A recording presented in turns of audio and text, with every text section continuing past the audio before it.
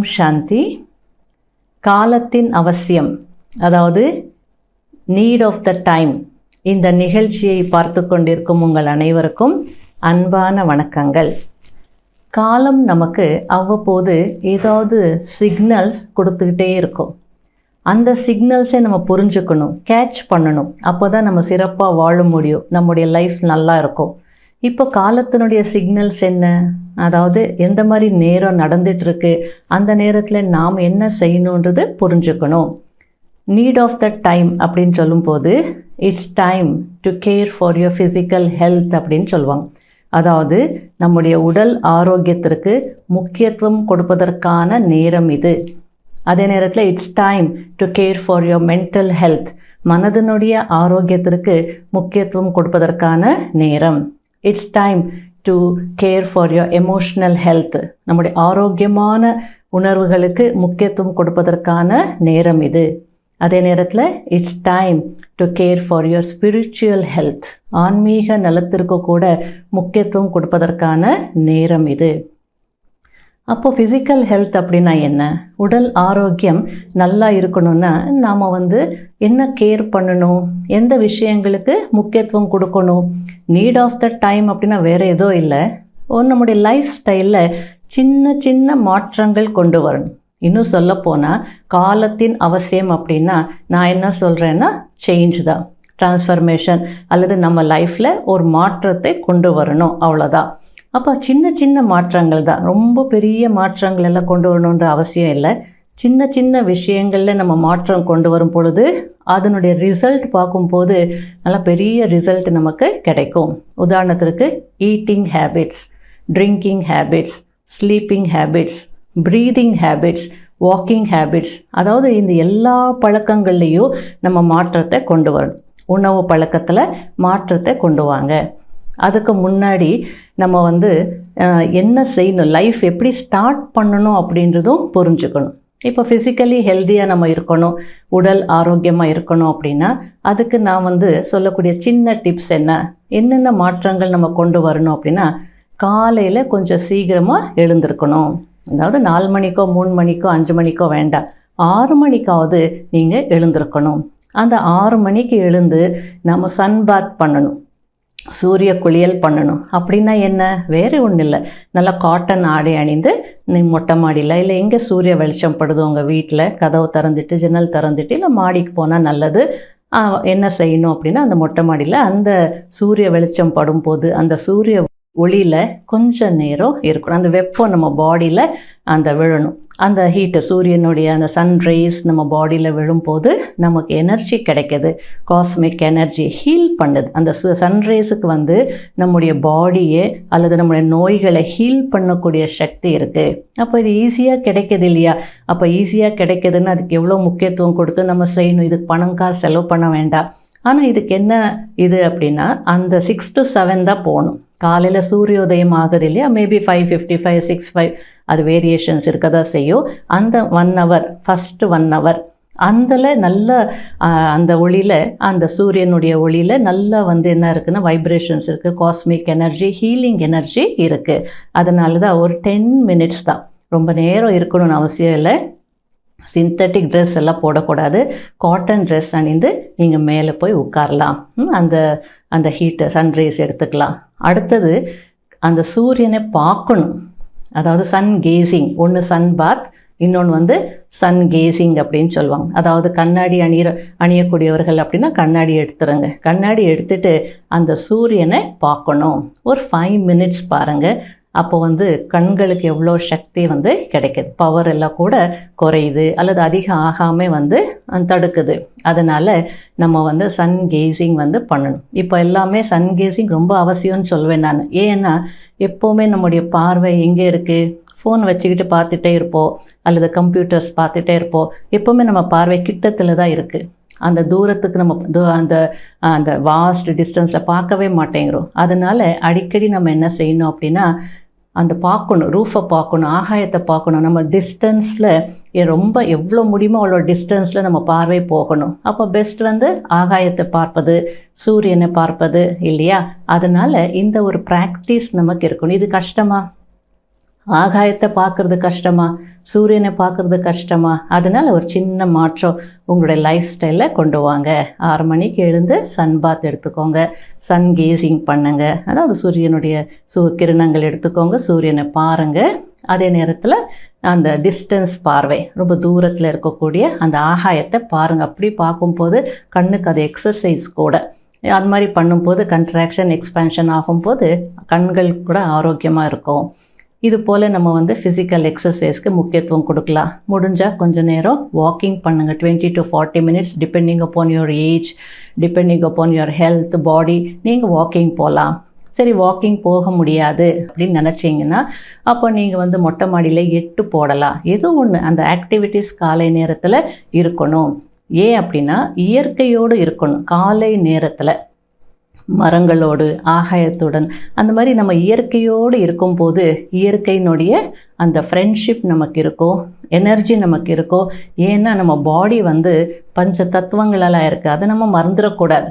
அப்போ நம்ம இயற்கையோடு ஃப்ரெண்ட்ஷிப்போடு அல்லது அந்த ஃப்ரெண்ட்லியாக நம்ம இருந்தோம் அல்லது நல்லா பேசணும், கொஞ்சம் நேரம் ஸ்பெண்ட் பண்ணோம் அப்படின்னா கண்டிப்பாக நமக்கு அந்த இயற்கை நமக்கு எனர்ஜி கொடுக்கும். அதன் மூலமாக பாடி ஆரோக்கியமாக இருக்கும், ஃபிசிக்கல் ஹெல்த் இருக்கும்.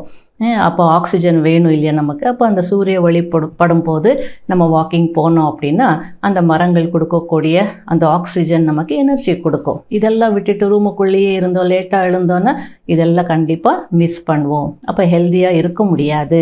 அதனால ஒரு ஸ்லைட் சேஞ்சஸ் நம்ம கொண்டு வரணும். அடுத்தது ஈட்டிங் ஹேபிட்ஸ். ஈட்டிங் ஹேபிட்ஸ் அப்படின்னா 3 வேளையும் சாப்பிடுங்க, எதையும் நம்ம ஸ்கிப் பண்ண சொல்லலை.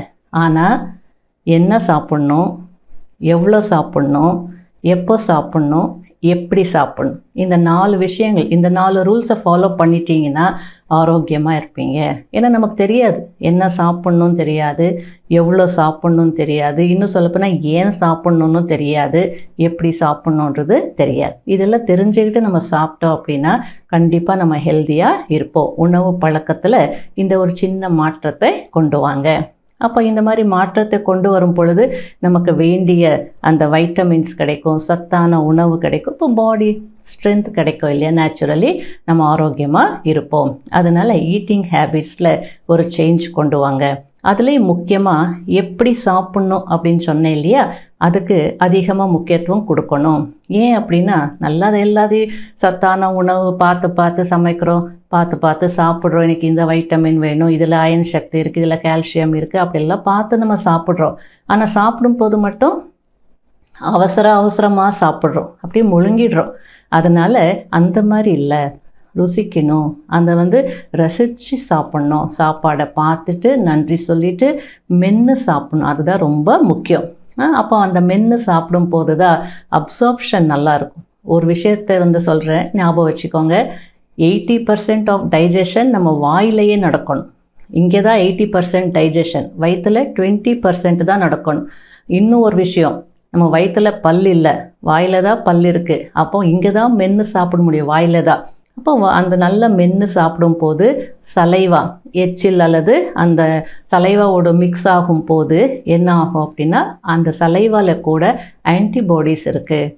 அப்போ அந்த சாப்பாடை கூழாக்கி நம்ம முழுங்கும் போது நமக்கு சக்தி கிடைக்கும், அல்லது நல்ல டைஜஷன் ஆகும். டைஜஷன் ப்ராப்ளம்ஸ் எதுவுமே இருக்காது. அதை விட்டுட்டு அவசரமாக நம்ம சாப்பிட்டோம் அப்படின்னா என்ன ஆகும், அப்போ ஸ்டமக்குக்கு லோடு அதிகமாகும். அப்போ டைஜஷன் ப்ராப்ளம்ஸ், ஸ்டமக் டிசார்டர்ஸ் எல்லாமே வரும். அதனால் நம்ம மென்று சாப்பிட்ற பழக்கம் நமக்கு இருக்கணும். சாப்பிட்றோம், பட் இருந்தாலும் எந்த அளவுக்கு மென்று சாப்பிடணுமோ அந்த அளவுக்கு சாப்பிட்றதில்ல. அதனால் அந்த ஒரு ரூலை ஃபாலோ பண்ணணும். ட்ரிங்கிங் ஹேபிட்ஸ், தண்ணீர் குடிக்கிறது கூட அது ஒரு இது இருக்குது. எப்போன்னா அப்போ தண்ணி குடிச்சிடலாம், அது ஓகே தான். எப்போ தாகம் எடுக்குதோ அப்போ தண்ணீர் குடிக்கலாம். இவ்வளோ தண்ணி அவ்வளோ தண்ணின்னு பார்க்க வேண்டிய அவசியம் இல்லை. நம்ம தாகத்திற்கு நம்ம எவ்வளோ வேணுமோ தண்ணீர் குடிக்கலாம்.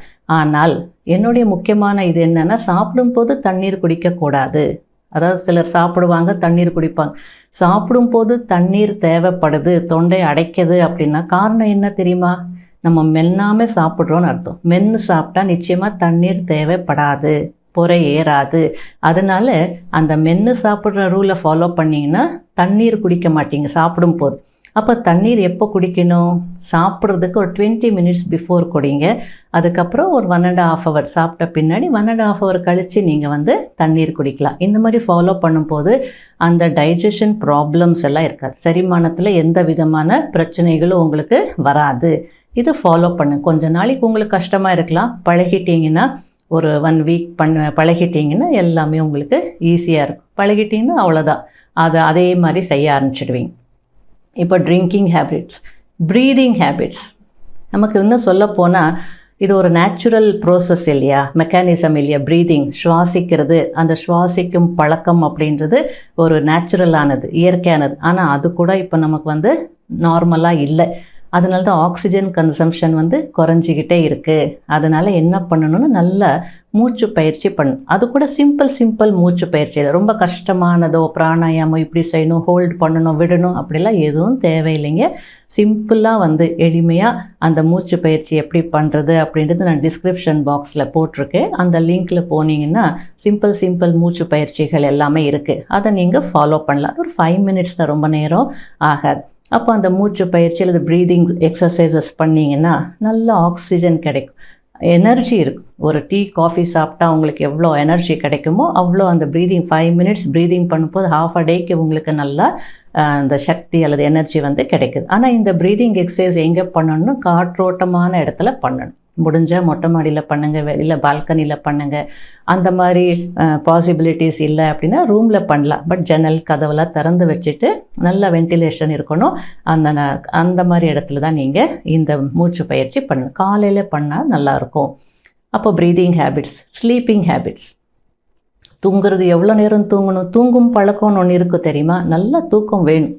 ஆரோக்கியமாக நம்ம வாழணும் அப்படின்னா சவுண்ட் ஸ்லீப் அப்படின்னு ஆழ்ந்த உறக்கம் வேணும். அப்போ வந்து அந்த தூக்க பழக்கம் ரொம்ப நேரம் தூங்கணும்னு அவசியம் இல்லை. நைட்டு 10 o'clock படுத்தினா மார்னிங் வந்து ஒரு 4 o'clock, 6 hours உங்களுக்கு வந்து ஆழ்ந்த தூக்கம் இருந்தால் போதும். அதே டிபெண்டிங் அப்பான் யுவர் ஒர்க், மத்தியானத்தில் ரொம்ப உங்களுக்கு ஹெவி ஒர்க் இருக்குது, மத்தியானத்தில் ஒரு கொஞ்சம் தூக்கம் எங்களுக்கு தேவைப்படுது, ஒரு குட்டி தூக்கம் போடலாமான்னா அது உங்கள் விருப்பம். 20 மினிட்ஸ் நீங்கள் வந்து ரெஸ்ட் எடுத்துக்கலாம், அல்லது you can take a nap அப்படின்னு சொல்லுவாங்க. இது போல் எல்லா பழக்கங்கள்லேயும் பாருங்கள், சின்ன மாற்றங்கள் நம்ம கொண்டு வந்துட்டோன்னா நம்முடைய ஹெல்த்தை வந்து கவனிக்கலாம். அதுதான் நான் சொன்னேன், it's time to care for your physical health. அப்போ நம்ம அக்கறை இருக்கணும் இல்லையா? நம்முடைய அந்த நலனில் நமக்கு அக்கறை இருக்கணும், முக்கியத்துவம் கொடுக்கணும். இதுதான் சம்திங் அபவுட் ஃபிசிக்கல் ஹெல்த். அடுத்தது it's time to care for mental health அப்படின்னு சொன்னேன். இப்போது மனம் கூட எப்படி இருக்கணும்? ஆரோக்கியமாக இருக்கணும். அந்த உடல் ஆரோக்கியத்துக்கு மட்டும் முக்கியத்துவம் கொடுத்தா போதாது, மன ஆரோக்கியத்திற்கும் முக்கியத்துவம் கொடுக்கணும். டைரக்ட் ரிலேஷன்ஷிப் இருக்குது. மனசு சரியில்லைன்னா உடல் ஆரோக்கியம் கூட போயிடுது. அதுதான் டாக்டர்ஸ் கூட என்ன சொல்லுவாங்க, ரொம்ப கவலைப்படாதீங்க அல்லது ரொம்ப வந்து டென்ஷன் ஆகாதீங்க, உங்களுக்கு ஒன்றுமே இல்லை அப்படிலாம் சொல்லுவாங்க இல்லையா? காரணம் என்ன? மனம் நல்லா இல்லைன்னா, மகிழ்ச்சியாக இல்லைன்னா, திருப்தியாக இல்லைன்னா ஃபிசிக்கல் ஹெல்த்தில் கண்டிப்பாக ஏதாவது பாதிப்பு வரும். அதனால் மனம் மகிழ்ச்சியாக இருக்கணும். மகிழ்ச்சியாக இருந்தால் திருப்தியாக இருக்கும், திருப்தியாக இருந்தால் மகிழ்ச்சியாக இருக்க முடியும். ரெண்டுக்கும் அந்த இன்டர் கனெக்ஷன் அப்படின்றது இருக்குது. அப்போ மகிழ்ச்சியாக இருக்கிறதுக்கு நம்ம என்ன செய்யணும்? எவ்வளோ பிரச்சனைகள் இருக்குது சிஸ்டர் லைஃப்பில்.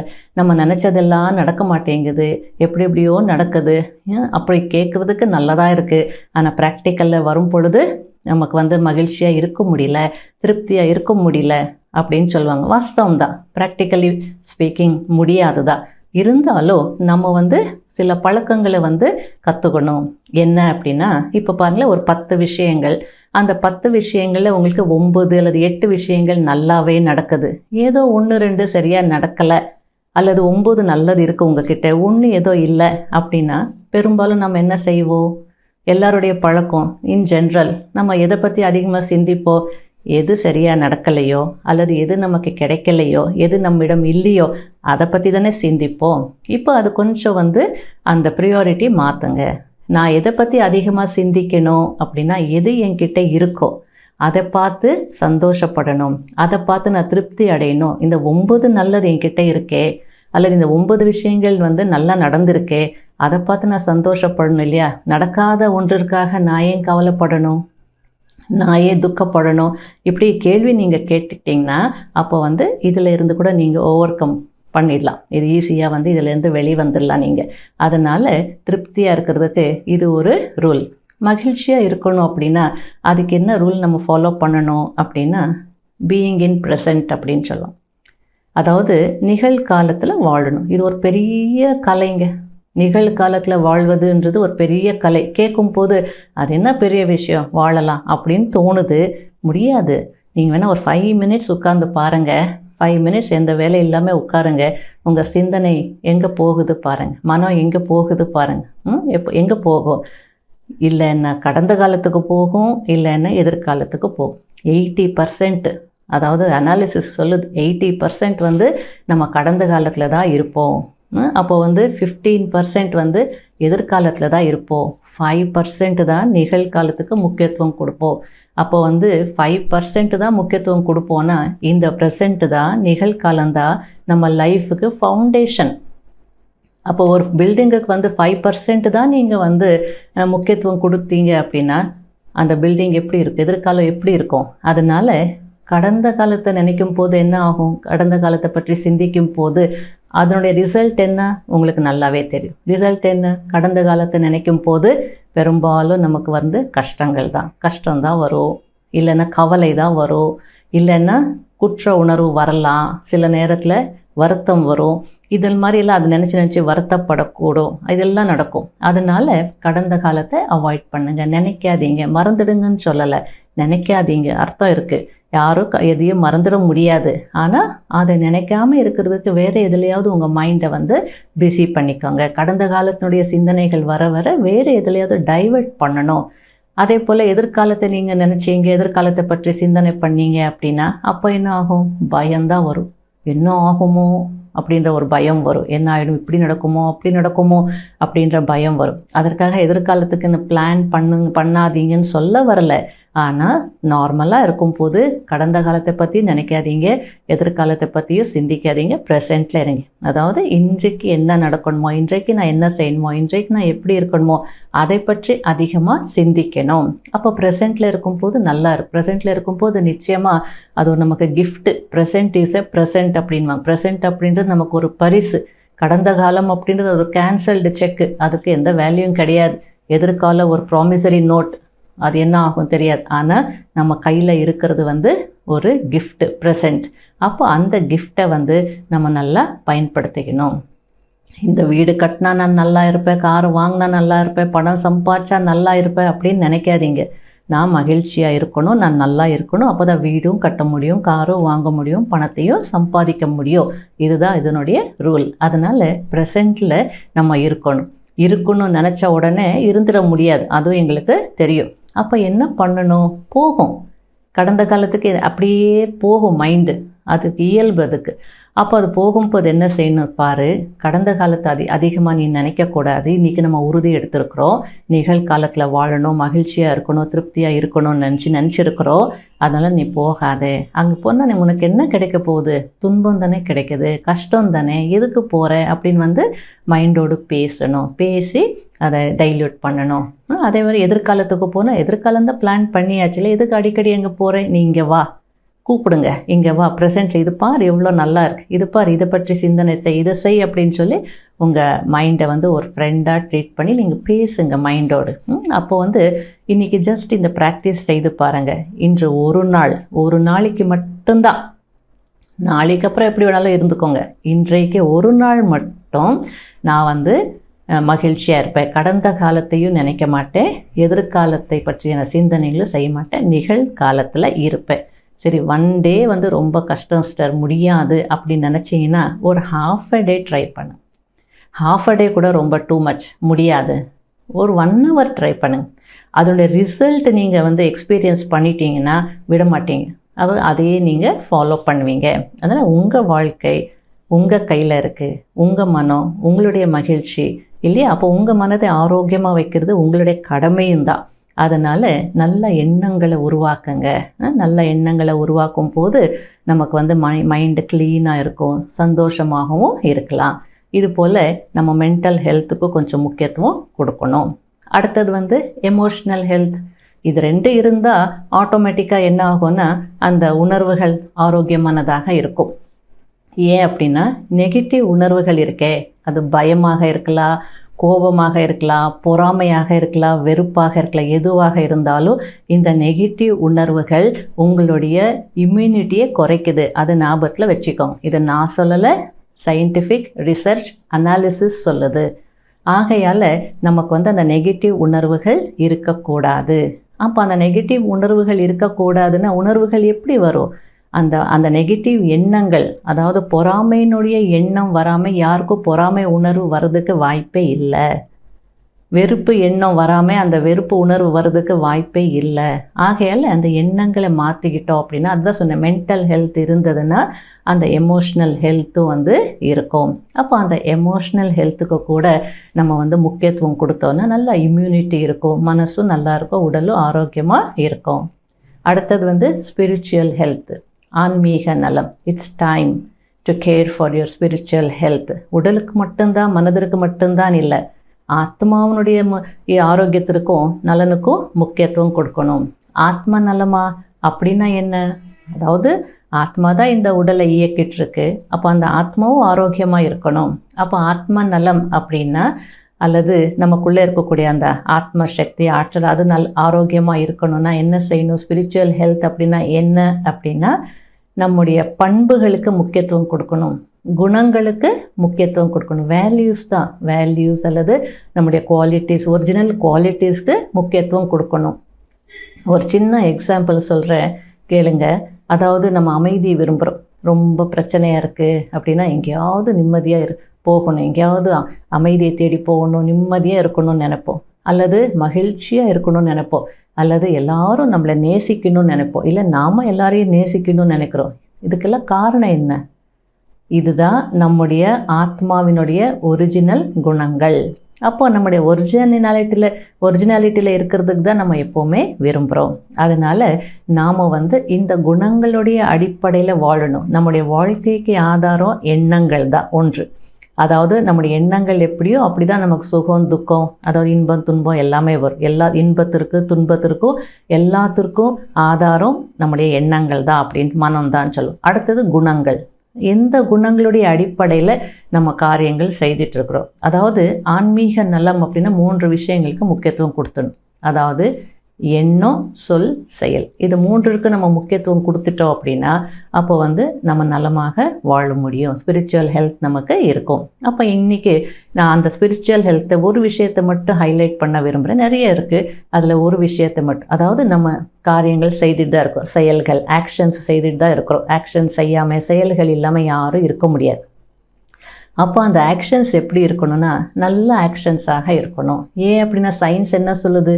For every action there is equal and opposite reaction. Newton's 3rd law. அதுபோல் ஆன்மீகத்தில் கீதை என்ன சொல்லுது அப்படின்னா, நீ கடமையை செய், காரியங்களை செய், ஆனால் பலனை எதிர்பார்க்காதே, கர்மண்யே வாதிகாராஸ்தா அப்படின்னு.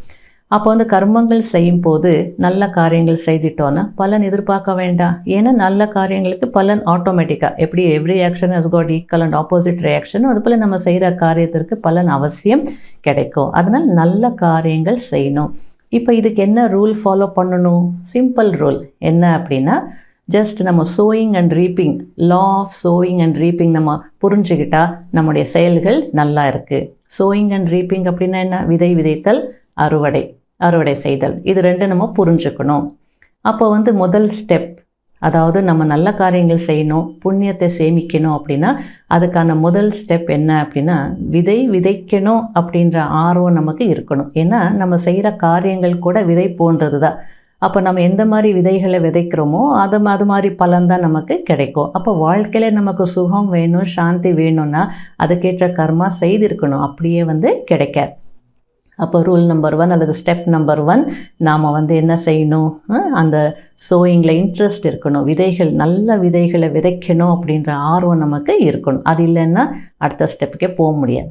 அப்போ 2வது ஸ்டெப் என்ன அப்படின்னா, நாம் எதை விதைக்கிறோமோ அதுதான் அடைகிறோம். நம்ம தக்காளி விதை விதைக்கிறோம் அப்படின்னா நமக்கு என்ன கிடைக்கும்? தக்காளி தான் கிடைக்கும். மிளகாய் விதை விதைக்கிறோன்னா என்ன கிடைக்கும்? மிளகாய் தான் கிடைக்கும். அதனால் யோசிச்சு பாருங்கள், நான் என்ன விதைச்சிட்ருக்கிறேன், நான் என்ன விதைக்கிறேனோ அதுதான் நான் அடைவேன், அதுதான் எனக்கு கிடைக்கும்ன்றது 2nd ரூல் ஸ்டெப்பு. 3வது ஸ்டெப் என்ன அப்படின்னா, இப்போ sowing reaping ரெண்டுமே இருக்குது. அதாவது விதை விதைக்கணும், அடுத்தது அறுவடை ரெண்டுமே இருக்குது. இப்போ இதில் விதை விதைக்கிறது முதல்ல, அறுவடை செய்கிறது முதல்ல? என்ன சொல்வீங்க? எல்லாரும் சொல்வீங்க இதில் என்ன கேள்வி, விதை விதைக்கிறது தான் முதல்ல, அறுவடை தான் அப்புறமா அப்படின்னு சொல்லுவோம். அப்போ விதை விதைக்கிறது முதல்ல அப்படின்னா முதல்ல நான் நல்ல கர்மா செய்யணும், அப்புறம் தான் எனக்கு நல்ல பலன் வந்து கிடைக்கும் இல்லையா? அதனால் அந்த ஸ்டெப் நம்பர் 3 அந்த ரூல் நமக்கு ஞாபகம் இருக்கணும். 4வது ஸ்டெப் என்ன அப்படின்னா, விதை விதைக்கிறதுக்கும் அறுவடைக்கும் இடையில் ஒரு ஜெஸ்டேஷன், பீரியட் ஆஃப் ஜெஸ்டேஷன், ஒரு கேப் வந்து கண்டிப்பாக இருக்கும். அதான் இன்றைக்கி விதை விதைச்சி நாளைக்கே பலன் வந்து கிடைக்காது. இருக்குது, கீரை போன்ற விதைகள் விதைச்சா நாளைக்கே முளைச்சி வரலாம். ஆனாலும் அது ஒரு பீரியட் ஆஃப் 24 hours அப்படின்ற ஒரு இது டைம் இருக்குது இல்லையா? அதே போல் நீங்கள் ஒரு விவசாயியை கேட்டால் இது 3 மாதத்தில் வந்து பலன் கொடுக்கக்கூடிய பயிர், இது 6 மாதத்தில் பலன் கொடுக்கக்கூடிய பயிருன்னு கரெக்டாக சொல்லிடுவாங்க. அதுபோல் கர்மா செய்துட்டோம், இன்றைக்கி செய்துட்டு நாளைக்கே நமக்கு நல்லது நடக்கும்னு எதிர்பார்க்கக்கூடாது, செய்யணும். அப்போது அந்த கொஞ்சம் கேப் இருக்கும், அந்த பீரியட் டைம் இருக்கும். அந்த டைம் முடிஞ்சால் தான் நமக்கு வந்து அதனுடைய பலனும் கிடைக்கும். இந்த ரூலையும் நம்ம வந்து புரிஞ்சுக்கணும். இல்லைன்னா சிலர் என்ன செய்வாங்கன்னா, விதை விதைச்சிட்டு உடனே எதிர்பார்ப்பாங்க. அதாவது விதை விதைச்சிட்டு அந்த விதையை எடுத்து பார்த்துட்டே இருந்தோம் அப்படின்னா என்ன ஆகும்? பலன் கிடைக்குமா? என்ன கிடைக்காது. அதனால் விதைச்சிட்டிங்களா, அதை மறந்துடுங்க, தானாக உங்களுக்கு அந்த பலன் வந்து கிடைச்சிடும். அதனால் இதெல்லாம் நம்ம ஃபாலோ பண்ணோம் அப்படின்னா எவ்வளோ நல்லா இருக்கும் பாருங்கள் லைஃப். அதாவது நம்ம காரியங்கள் செய்கிறது இயல்பு, ஆனால் அது கூட நம்ம சரியாக செய்ய மாட்டேங்கிறோம். அதாவது ஆக்ஷன்ஸ் கூட நம்ம சரியாக இல்லை. அடுத்தது வந்து ஒரு விதை விதைச்சா ஒரே ஒரு பலன் கிடைக்காது, ஒரு விதைக்கு பல மடங்கு பலன் கிடைக்குது இல்லையா? அது போல தான் ஒரு நல்ல கர்மம் செய்தோன்னா பல மடங்கு அதுக்கான புண்ணியம் அல்லது பலன் வந்து நல்ல விஷயங்கள் நமக்கு கிடைக்கும். ஆகையால் இந்த ரூல் அல்லது இந்த ஸ்டெப்ஸ் உங்களுக்கு ஞாபகம் இருந்ததுன்னா உங்களுடைய ஒவ்வொரு கர்மாவும் ஒவ்வொரு செயலும் நல்ல செயலாக இருக்கும். அப்போ அந்த நல்ல செயல் செய்யும் போது நல்ல பலன் கிடைக்கும், நமக்கு ஆன்மீக நலம் இருக்குது. இந்த 4ம் இருந்ததுன்னா தான் ஃபிசிக்கல் ஹெல்த், மென்டல் ஹெல்த் அல்லது எமோஷ்னல் ஹெல்த், அது ஸ்பிரிச்சுவல் ஹெல்த் இருந்தால் அது வந்து அந்த ஒரு நாற்காலினுடைய 4 கால்கள் போல் ஆடாது அசையாது நம்முடைய லைஃப் வந்து இருக்குது. புரிஞ்சதா நீட் ஆஃப் த டைம் என்ன அப்படின்னு? ஆகையால் இதை புரிஞ்சுக்கிட்டு எல்லாருமே நல்ல ஆரோக்கியமாகவும் மகிழ்ச்சியாகவும் நல்ல வாழ்க்கை நீங்கள் வாழணும். ஓம் சாந்தி. கொஞ்ச நேரம் நம்ம வந்து பாசிட்டிவ் அஃபர்மேஷன்ஸ், தியானமும் சொல்லலாம், பாசிட்டிவாக நம்மளை பற்றி நம்ம திங்க் பண்ணலாம். ஓகே, இப்போ தியானம் செய்யணும் அப்படின்னா நிறைய பேர் என்ன நினைப்பாங்க, நம்ம கண்களை மூடிட்டு உட்காரணுன்னுவாங்க. அவசியம் இல்லை, உங்கள் விருப்பம், எங்கே வேணாலும் உட்காருங்க, கம்ஃபர்டபுளாக உட்காருங்க. கண்கள் மூடிட்டும் செய்யலாம், திறந்துட்டும் செய்யலாம். உங்களுக்கு டிஸ்ட்ராக்ஷன்ஸ் இருக்குன்னா கண்ணை மூடிட்டு உட்காரலாம். அப்போ என்ன வந்து கண்ணை மூடிட்டு நம்ம செய்யணும், நம்மளை பற்றி நம்ம சிந்திக்கணும், அவ்வளோதான். எப்படி சிந்திக்கணும் அப்படின்றத நான் செய்து காட்டுறேன். அப்போ வந்து இதை நீங்கள் கேட்டு அதை நீங்கள் ஃபாலோ பண்ணுங்கள். ஓம் சாந்தி.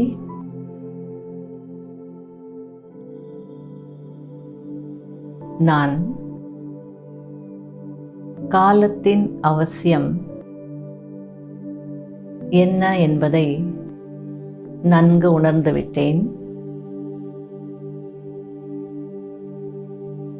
என்னுடைய உடல் ஆரோக்கியத்திற்கு முக்கியத்துவம் கொடுப்பேன்.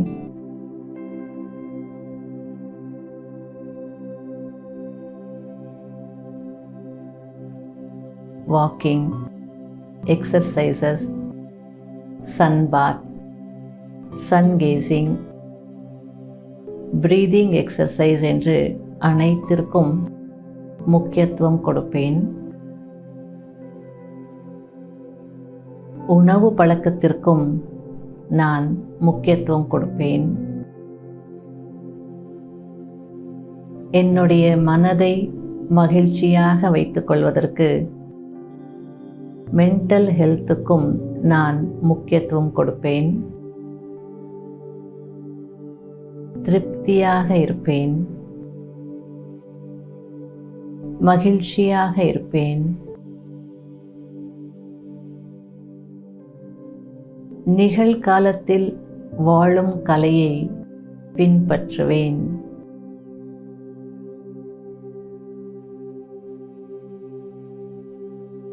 என்னுடைய உணர்வுகள் எப்படி இருக்கிறது என்று அடிக்கடி சோதித்து கொண்டே இருப்பேன். உயர்ந்த எண்ணங்களை உருவாக்குவேன். ஆன்மீக நலத்திற்கும் முக்கியத்துவம் கொடுப்பேன்.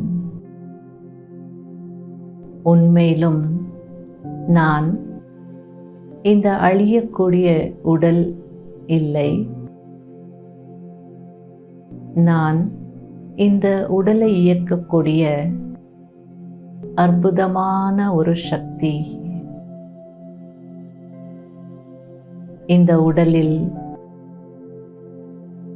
இரு புருவங்களுக்கும் மத்தியில் ஜோதியாக ஒளி வீசிக் கொண்டிருக்கிறேன். நான் ஒரு அழியாத ஆத்மா, ஜோதி சுரூபமான ஆத்மா. நான் சாந்த சுரூபமானவன். நான் அன்பு சுரூபமானவன்.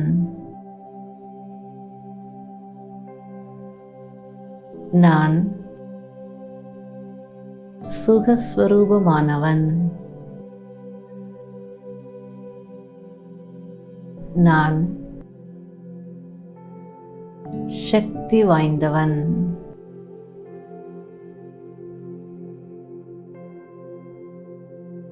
இப்பொழுது என்னுடைய எண்ணங்கள் பரம்பொருள் பரமாத்மா இறைவனிடம் அடங்கிக் கொண்டிருக்கிறது. இறைவன் அனைத்து ஆத்மாக்களின் தந்தையாக இருக்கிறார். அவர் அமைதி கடலாக இருக்கிறார். அன்பு கடலாக இருக்கிறார். சுக கடலாக இருக்கிறார். சக்தி கடலாக இருக்கிறார்.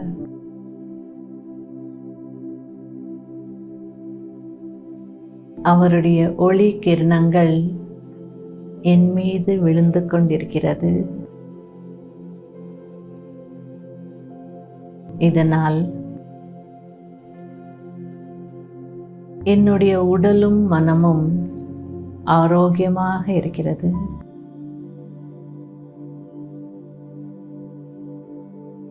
உடல் ஆரோக்கியமாக இருக்கிறது. மனம் மகிழ்ச்சியாக இருக்கிறது.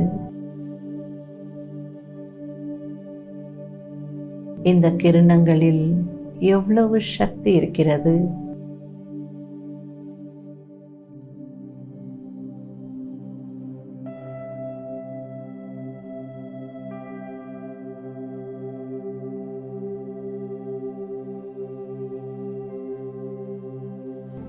இப்பொழுது நான் இறைவனிடமிருந்து அடைந்த இந்த அமைதியை முழு உலகத்திற்கும் அளித்துக் கொண்டிருக்கிறேன். உலகத்தில் உள்ள அனைத்து உயிர்களும் அமைதியாக வாழ வேண்டும், மகிழ்ச்சியாக வாழ வேண்டும். பஞ்ச தத்துவங்களும் அமைதியாக இருக்க வேண்டும்.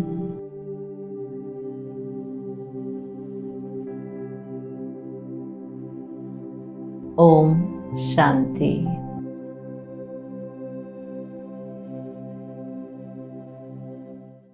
இப்படி தினமும் கொஞ்ச நேரம் தியானத்தையும் ப்ராக்டிஸ் பண்ணுங்க. அப்போ எதையும் தாங்குற சக்தி உங்களுக்கு வரும். அப்போ உங்கள் ப்ராப்ளம்ஸ், உங்கள் சேலஞ்சஸ் நல்லா ஃபேஸ் பண்ண முடியும். லைஃப்பில் வெற்றியும் அடைய முடியும். ஓம் சாந்தி.